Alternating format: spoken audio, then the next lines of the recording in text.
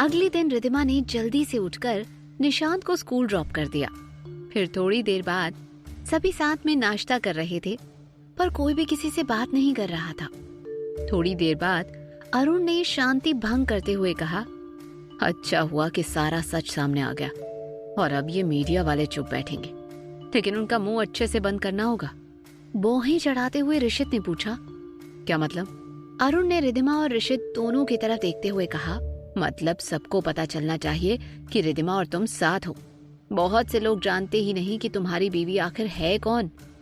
तो सबको ये पता चलना चाहिए कि रिद्धिमा तुम्हारी बीवी है और निशांत तुम्हारा बेटा है, ताकि फिर से ना रिद्धिमा पर कोई उंगली उठाए और ना ही निशांत पर। ऋषित खुद भी नहीं चाहता था कि अब रिद्धिमा या निशांत को लेकर कोई घटिया बात बोले, इसलिए ऋषित ने भी अरुण की बात से सहमत होते हुए कहा, हाँ आप सही कह रहे हैं। ऐसा लग रहा था कि अरुण ने पहले ही सब सोच रखा था। तो अरुण ने फौरन कहा, तो फिर ठीक है, कल वैसे भी तुम दोनों की शादी की 5वीं सालगिरह है, तो एक पार्टी रखते हैं और सभी बड़े बड़े बिजनेसमैन और मीडिया के लोग इनवाइट होंगे, तो उनके सामने तुम रिद्धिमा और निशांत की पहचान करा देना। अरुण ने जैसे फैसला सुना दिया हो। ऋषित को भी ये आइडिया सही लग रहा था, इसलिए ऋषित ने अरुण के इस प्लान से अग्री होते हुए कहा, ठीक है, मैं चिराग को बोलता हूँ इवेंट मैनेजमेंट कंपनी से कांटेक्ट करने को और सब कुछ अरेंज करने के लिए। देवयानी और सूरज ने एक दूसरे की ओर देखा। अब तो सारी दुनिया को पता चलेगा कि रिद्धिमा जिंदा थी और निशांत अरोड़ा खानदान का वारिस था। देवयानी ने रिद्धिमा को नीचा दिखाने का मौका ढूंढते हुए कहा, रिद्धिमा, मुझे लगता है तुम्हें अच्छी शॉपिंग कर लेनी चाहिए। वो क्या है ना, कल तुम सबके सामने अरोड़ा खानदान की बहू बनकर जाओगी, तो तुम अरोड़ा खानदान की बहू हो ये लगना तो चाहिए ना। अरुण ने देवयानी को गुस्से में घूरा, लेकिन अरुण कुछ कहता इसके पहले ही ऋषित ने फौरन कहा, रिद्धिमा, निशांत को स्कूल से पिक करके तुम दोनों सीधे ऑफिस आ जाना, फिर हम शॉपिंग जाएंगे। रिद्धिमा कुछ कहती इससे पहले ऋषित वहां से जा चुका था और रिद्धिमा इरिटेट हो गई थी ये देखकर कि अरुण और ऋषित ने ये पार्टी का प्लान बनाने से पहले उससे पूछा भी नहीं था और ये ऋषित उसे ऐसे ऑर्डर देकर चला गया था। लेकिन रिद्धिमा ये भी समझ रही थी कि ये पार्टी करना सही होगा, इससे सारे लोगों के मुंह बंद हो जाएंगे। रिद्धिमा के बारे में कोई बोलता तो वो सह भी लेती, लेकिन निशांत पर भी उंगली उठती तो रिद्धिमा ये नहीं सह पाएगी। इसलिए रिद्धिमा को अरुण का फैसला सही लग रहा था। रिद्धिमा भी अपने काम में लग गई और अपनी असिस्टेंट जोया से बात करने लगी। थोड़ी देर बाद निशांत को स्कूल से पिक करने का टाइम हो गया था, तो रिद्धिमा ने निशांत को स्कूल से पिक किया और सीधे ऋषित के ऑफिस आ गई। रिद्धिमा ने ऑफिस के अंदर आकर रिसेप्शनिस्ट से कहा, एक्सक्यूज मी, मुझे मिस्टर ऋषित अरोड़ा से मिलना है, उनसे कहिए कि रिद्धिमा आई हुई है। रिसेप्शनिस्ट ने फौरन रिद्धिमा को पहचान लिया कि ये वही लड़की है जो बीच मीटिंग में ऋषित सर की बीवी है बोलकर घुस गई थी और ऋषित ने उसे कुछ कहा भी नहीं था। इसलिए इस बार रिसेप्शनिस्ट ने बिना देरी किए ऋषित को इन्फॉर्म किया। रिद्धिमा और निशांत 5वें फ्लोर पर आए जहां ऋषित का कैबिन था और उसी वक्त ऋषित भी उन दोनों को लेने कैबिन के बाहर आ चुका था। ऋषित को देख निशांत फौरन उसकी तरफ दौड़ते हुए जोर से बोला, डैडी। ऋषित ने भी निशांत को अपनी गोद में उठा लिया और उसके गाल पर किस करते हुए बोला, निशांत, मैं तो तुम्हारा इंतजार कर रहा था।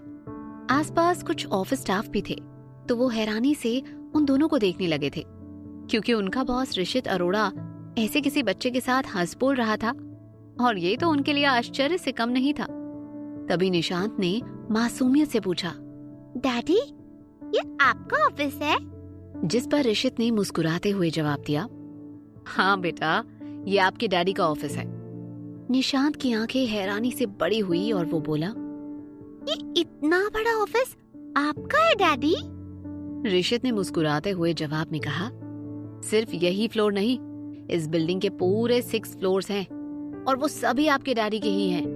निशांत और ज्यादा हैरान हो गया, लेकिन बाकी आसपास के लोग तो निशांत से भी ज्यादा हैरान थे, क्योंकि इतने सालों में उन्होंने अपने बॉस ऋषित अरोड़ा को ऐसे मुस्कुराते नहीं देखा था। तभी ऋषित ने प्यार से निशांत से पूछा, तो निशांत को डैडी का ऑफिस देखना है? जिस पर निशांत ने एक्साइटेड होकर काफी जोर से कहा, हाँ, मम्मा पहले डैडी का ऑफिस देखेंगे। बाकी सबने ये सुन लिया और अब सबकी नजर रिद्धिमा की तरफ मुड़ी। वहां मौजूद लगभग सारे स्टाफ ये सोचने लगे कि मतलब वो न्यूज सही थी। सर की बीवी है और वो जिंदा है, लेकिन उनका बच्चा भी है, ये तो न्यूज में नहीं था। और न्यूज में तो तलाक के बारे में भी कहा था, लेकिन यहाँ तो वो दोनों साथ थे। सभी लोग ये देखकर हैरान थे। सबको अपनी तरफ ऐसे देखते महसूस कर रिद्धिमा ने ऑकवर्ड होकर धीरे से ऋषित से कहा, हम लोग सीधे शॉपिंग पे चलते हैं ना। ऋषित समझ गया कि रिद्धिमा ऐसा क्यों बोल रही थी। अगले ही पल ऋषित ने रिद्धिमा को हल्के से अपनी तरफ खींचा और उसके गाल पर किस किया। ऋषित ने ये सब इतना जल्दी किया कि रिद्धिमा तो बस देखती ही रह गई। तभी ऋषित ने अपने एक हाथ से रिद्धिमा के गाल को छूते हुए कहा, स्वीटहार्ट, मुझे पता है तुम शॉपिंग के लिए बहुत एक्साइटेड हो, पर हमारे बेबी को ऑफिस देखना है और तुमने भी तो नहीं देखा है ना ऑफिस, तो आओ। इतना कहकर ऋषित ने रिद्धिमा का हाथ पकड़ा और फिर रिद्धिमा और निशांत को अपने साथ ले गया। ऑफिस में बाकी सारी बातें करने लगे। एक एम्प्लॉय ने कहा, ओ तो ये है रिद्धिमा अरोड़ा, ये सर की बीवी हैं और इनका एक बेटा भी है। तभी दूसरा एम्प्लॉय फौरन बोला, लेकिन उस न्यूज में तो सर की बीवी के किसी बॉयफ्रेंड के बारे में लिखा था, तो वो गलत न्यूज थी क्या? एक फीमेल एम्प्लॉय बोली, ऑफ कोर्स वो झूठी न्यूज होगी, वरना ऋषित सर थोड़ी ना उनके साथ होते। और देखा नहीं कितने प्यार से ऋषित सर अपनी बीवी को देख रहे थे। ऐसा तो मैंने उन्हें कभी सोनिया मैडम की तरफ देखते हुए नहीं देखा। ऋषित ने फिर निशांत और रिद्धिमा को अपना ऑफिस दिखाया और फिर उन्हें अपने कैबिन में लेकर आया। निशांत एक्साइटेड होकर अपने हाथ फैलाते हुए बोला, वाह डैडी, आपका ऑफिस कितना बड़ा है। मैं जब बड़ा हो जाऊंगा तो मेरा भी इतना बड़ा ऑफिस होगा।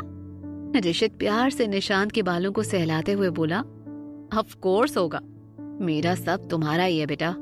रिद्धिमा बस दोनों को ऐसे देख रही थी। रिद्धिमा नहीं जानती थी कि आने वाले कल में क्या होगा। रिद्धिमा तो ऋषित के खिलाफ सबूत इकट्ठा कर निशांत की कस्टडी लेकर यहाँ से कहीं दूर जाने की सोच रही थी, लेकिन ऋषित और निशांत की ये बॉन्डिंग देख रिद्धिमा को अब टेंशन होने लगी थी। तभी ऋषित ने कहा, अच्छा तो अब शॉपिंग पर चलते हैं। लेकिन निशांत ने क्यूट सी शक्ल बनाते हुए कहा, पर मुझे भूख लगी है। ऋषित ने मुस्कुराते हुए फौरन प्लान बदलते हुए कहा, ओके तो पहले लंच करेंगे और फिर शॉपिंग जाएंगे। थोड़ी देर में ऋषित, रिद्धिमा और निशांत तीनों ही ऋषित की कार में बैठे हुए थे। रिद्धिमा ने बाहें चढ़ाते हुए नाराजगी से कहा, तुम्हें ऐसे सबके सामने मुझे किस करने की जरूरत नहीं थी, ऐसे मेरे पास मत आया करो। जिस पर ऋषित ने अपनी मुस्कान छुपाते हुए कहा, तुम तो ऐसे भड़क रही हो जैसे मैंने होठों पर किस कर लिया हो। गाल पर ही किस किया है ना, और वो भी इसलिए ताकि सबको पता चले कि हम साथ में हैं और खुश हैं।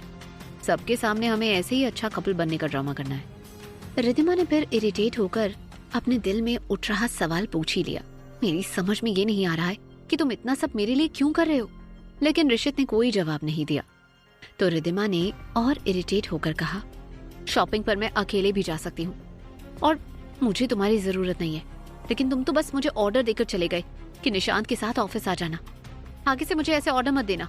ऋषित के चेहरे पर एक तिरछी मुस्कान आ गई और वो बोला, किसने कहा कि मुझे तुम्हारे साथ शॉपिंग करनी है?